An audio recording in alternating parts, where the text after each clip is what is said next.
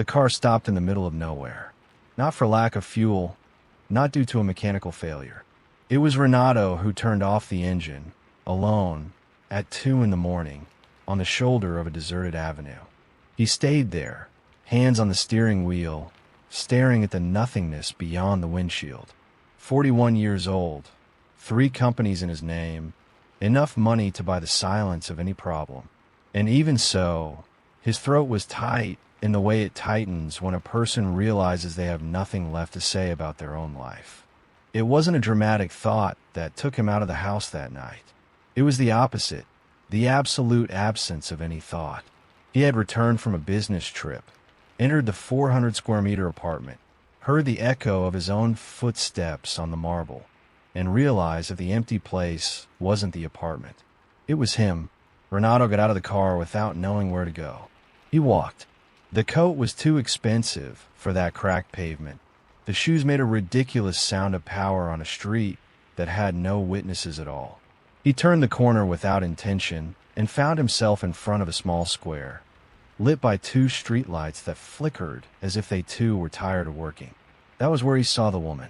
She was sitting on a concrete bench with a worn-out backpack at her feet and a jacket that was clearly not enough for that early morning cold.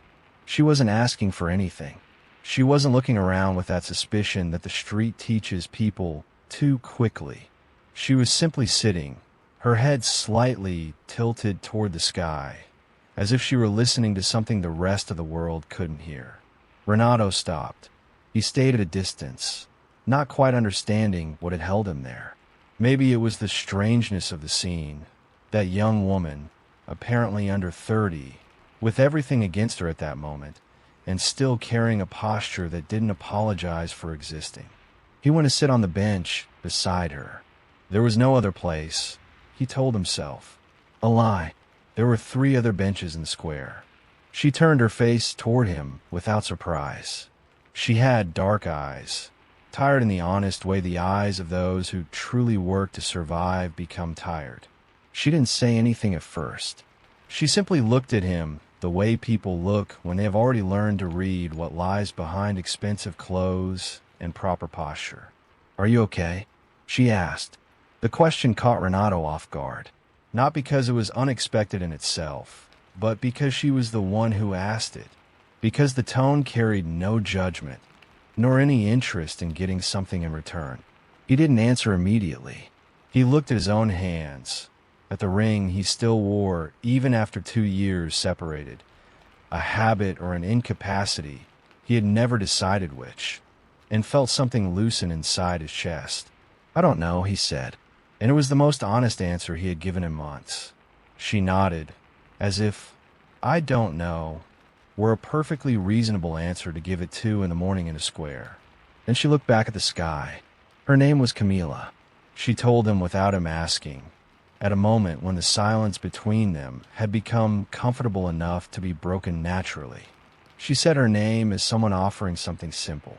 He said his, and she didn't recognize it, which was, curiously, the greatest relief he had felt in a long time. There was something about that woman that Renato still couldn't name. It wasn't just the out-of-place kindness, nor the improbable calm.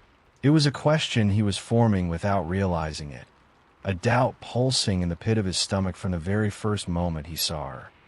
How could someone who clearly had nothing occupy a space in the world with such wholeness?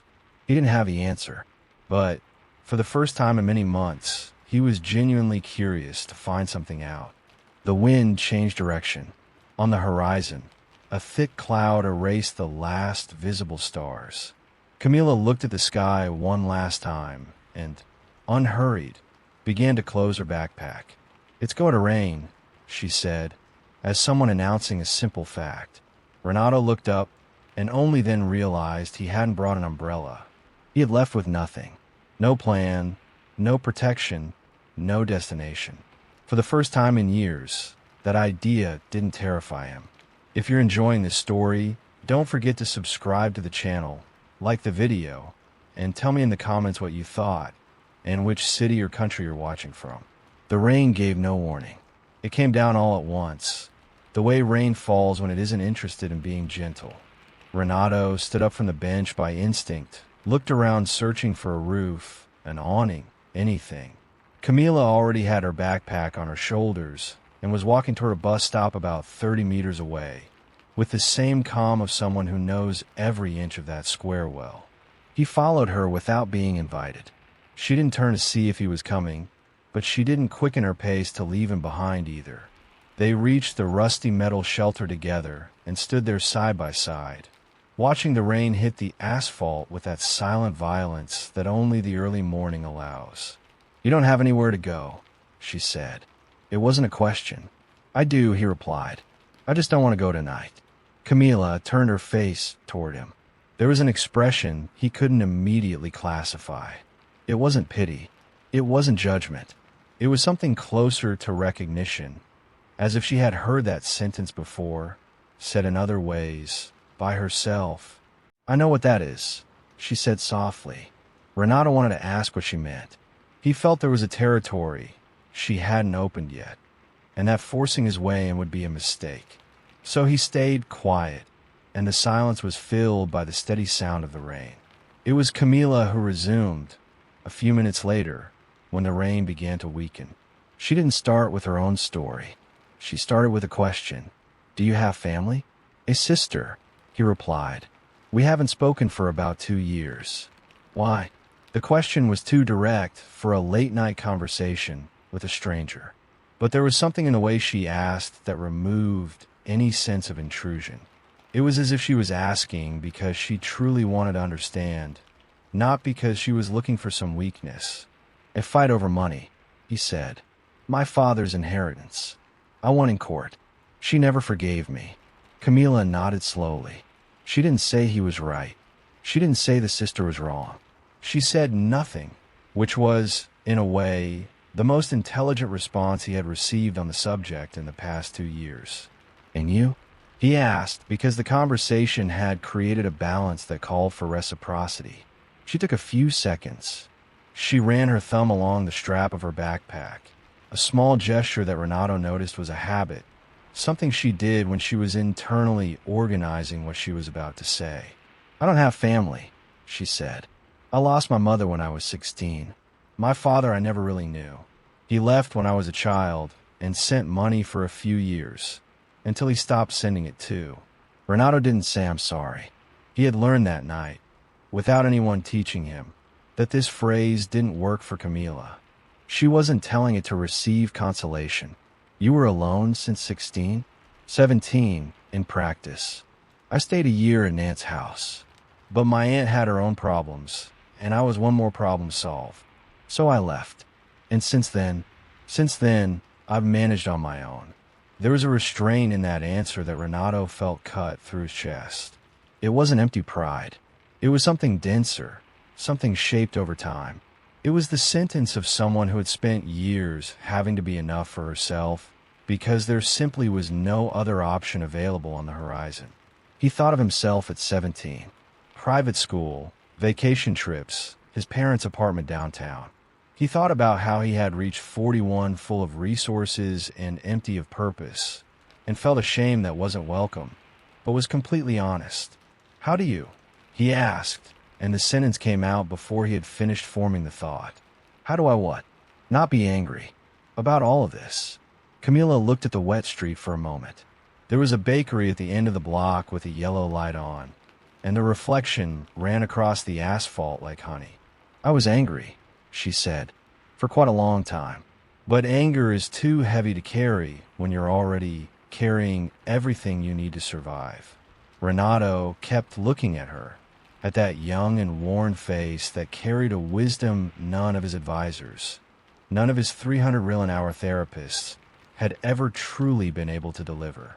There was a question he still hadn't asked, something that had been lingering at the edge since she mentioned the father who had disappeared. A small detail, almost imperceptible, that didn't quite align with the rest of what she had told so far. But the rain stopped, and with it, the moment stopped too. The bakery at the end of the block had a bell that rang every time the door opened. Renato heard the sound 3 times before suggesting they go in. Camila hesitated.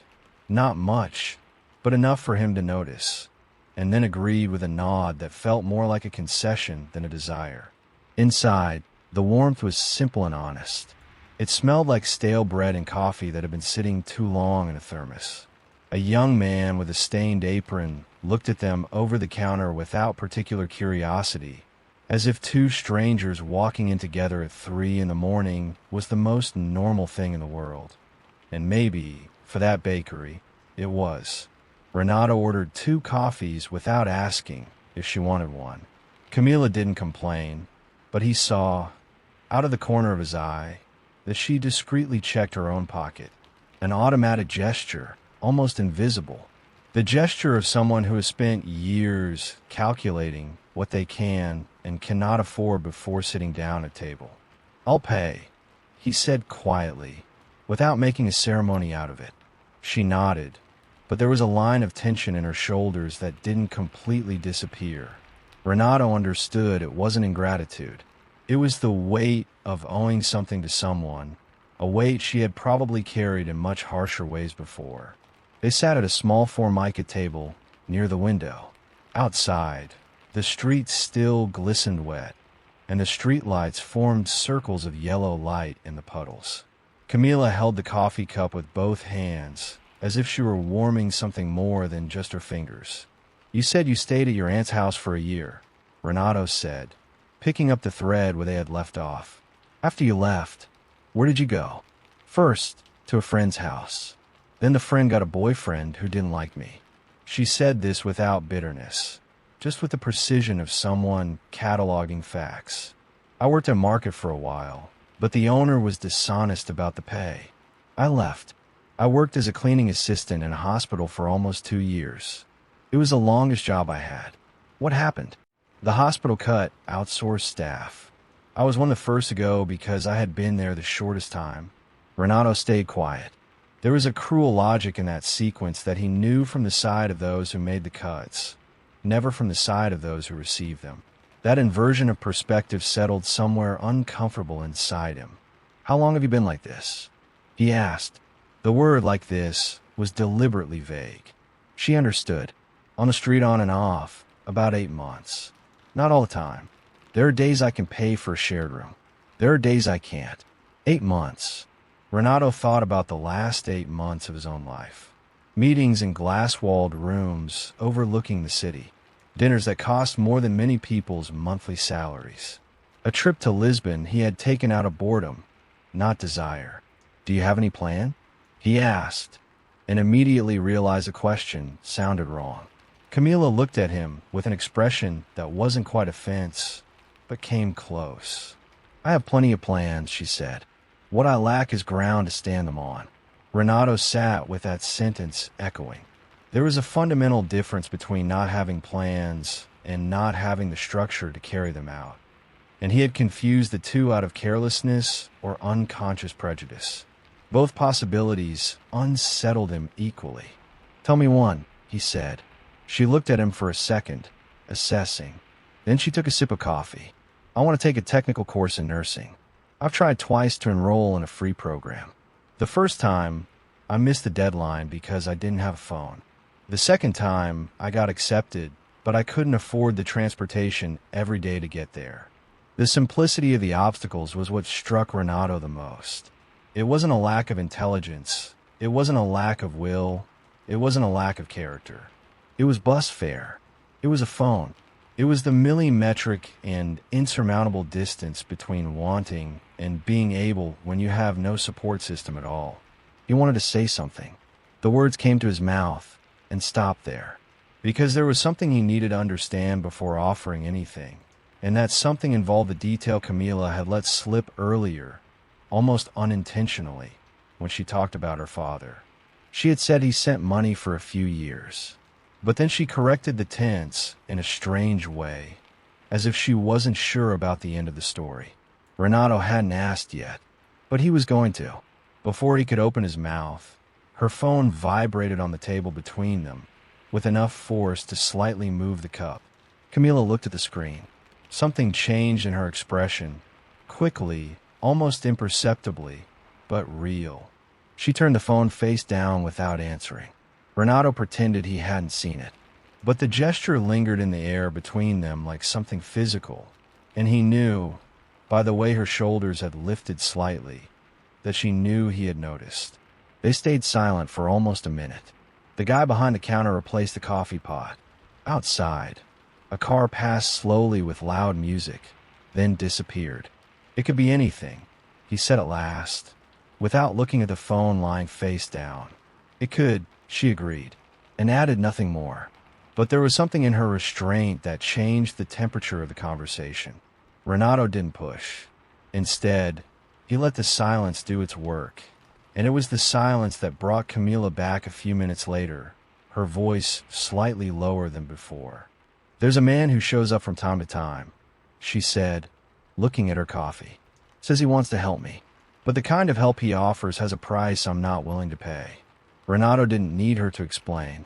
His stomach tightened in a way that had nothing to do with the coffee. "Does he know where you stay?" "I've learned of various places." "But he's patient."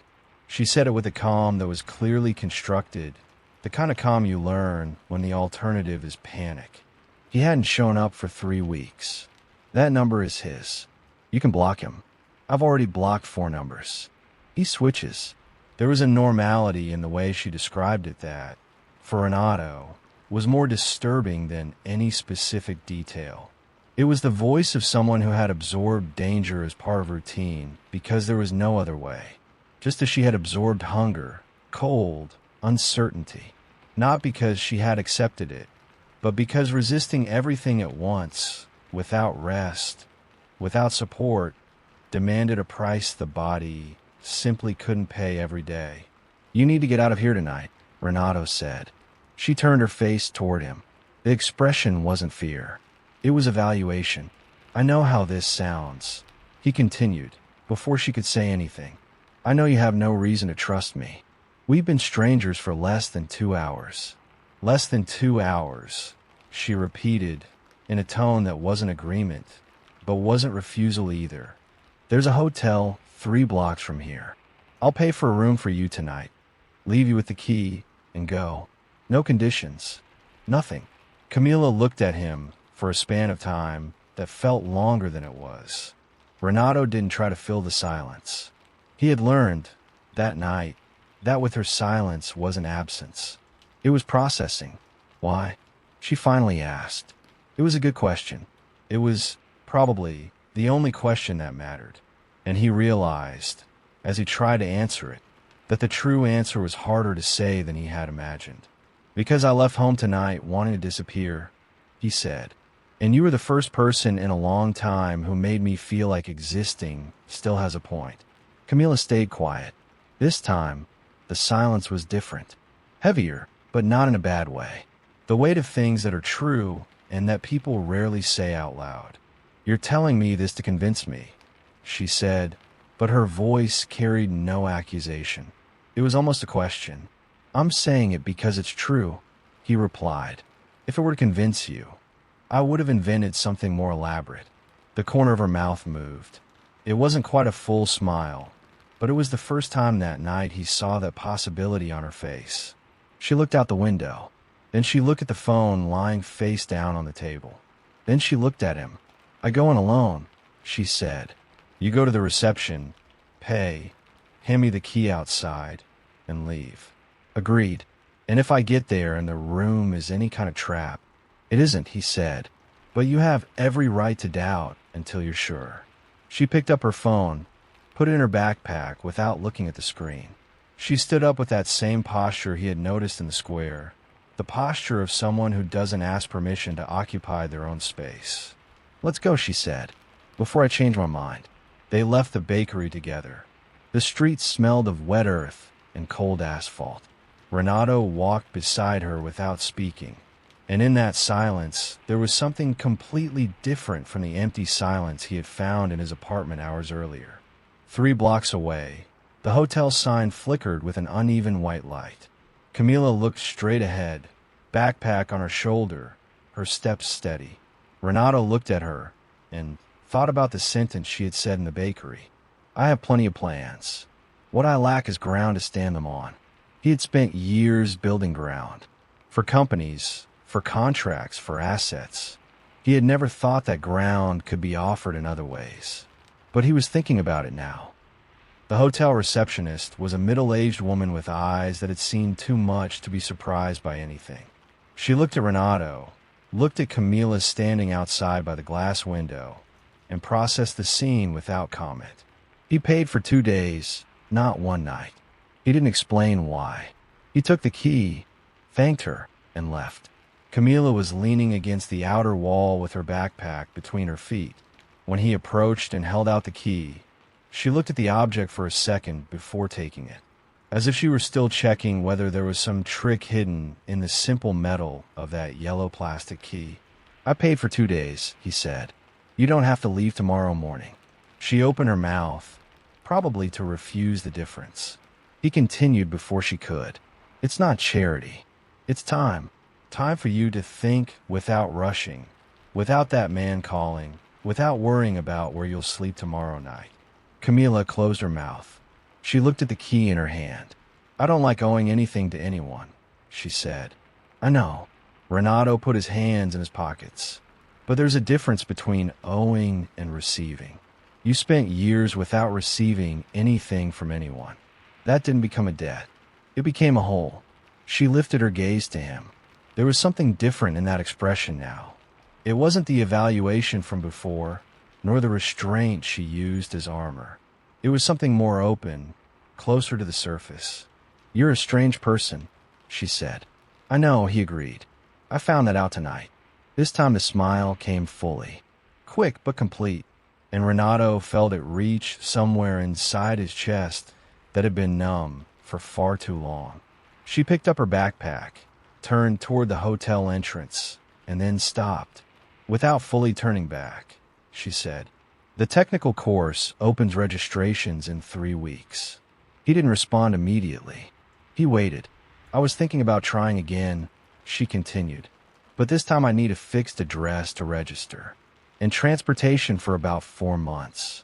There was enormous vulnerability in those 2 sentences. He knew it. She knew it too, by the way she spoke with her back turned, not risking her face. "Give me your number," Renato said. "The one you use, not the one he knows." She turned her face slightly, thought for a moment, then recited the digits slowly. He saved it on his phone with her name. "I'll call tomorrow afternoon," he said. "If you don't want to answer, don't. No pressure." Camila nodded once, entered the hotel without looking back. The glass door closed behind her with a soft, definitive sound. Renato stood on the sidewalk for a moment. The sky was beginning to lighten on the horizon, that gray band that comes before the blue and that most people never see because they're asleep. He couldn't remember the last time he had watched the sunrise from anywhere other than inside an airplane or through an office window. He walked back toward the car. The streets were different after the rain, everything cleaner and quieter. His footsteps still made noise on the pavement, but that ridiculous sound of power he had noticed hours earlier was gone. Or maybe he had simply stopped hearing it that way. On the way, he passed the square. The concrete bench was wet. The 2 flickering streetlights had stabilized, as if the rain had fixed some electrical problem no one had been able to repair. Renato paused there for a moment, looking at the empty bench. He thought about everything he had carried to that square that night. The echoing apartment, the ring he still wore without knowing why, the tight throat on the shoulder of the deserted avenue. He thought about Camila arriving at the hotel, placing her backpack on the floor of a room that would be hers for 2 days, maybe locking the door and standing still for a moment, just listening to the silence that didn't represent a threat. There was a question he had carried his entire life without realizing it. The question of what for. What for work? What for accumulate? What for continue? And the complete irony was that the answer had come from a woman with no fixed address, who had lost everything several times and had never found enough reason to lose her own wholeness as well. The answer wasn't grand. It wasn't a cinematic revelation. It was simple, almost ordinary. What for was for this? To be present at the exact moment another person needs someone to show up. To use what you have not as proof of worth, but as a tool for connection. Renato reached the car. He stood outside for a moment, the key in his hand. Then he opened it, got in, closed the door. He didn't start the engine immediately. He sat there looking at the street that was beginning to receive the first signs of the day. A bicycle passing, a window lighting up on the third floor of a building, a pigeon landing on the curb with that comical seriousness pigeons have. He started the engine. This time, there was a destination. It wasn't the empty apartment. It was anywhere he could, in some way, begin to do things differently. Begin to occupy his own space in the world with the same wholeness he had found on a park bench at 2 in the morning. In someone who had nothing and still had offered him the only thing that was truly missing. Attention. Presence. The simple and transformative question of a stranger who asks if you're okay and truly wants to know the answer. The car entered the avenue. The horizon was orange now, that kind of orange that doesn't ask permission to be beautiful. Renato took a deep breath for the first time in a long time and moved forward.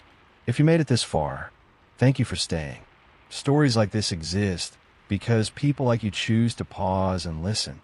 If something in this narrative touched you in any way, leave a comment sharing what you felt, and tell me which city or country you're watching from. Subscribe to the channel and like the video. It helps more than it seems.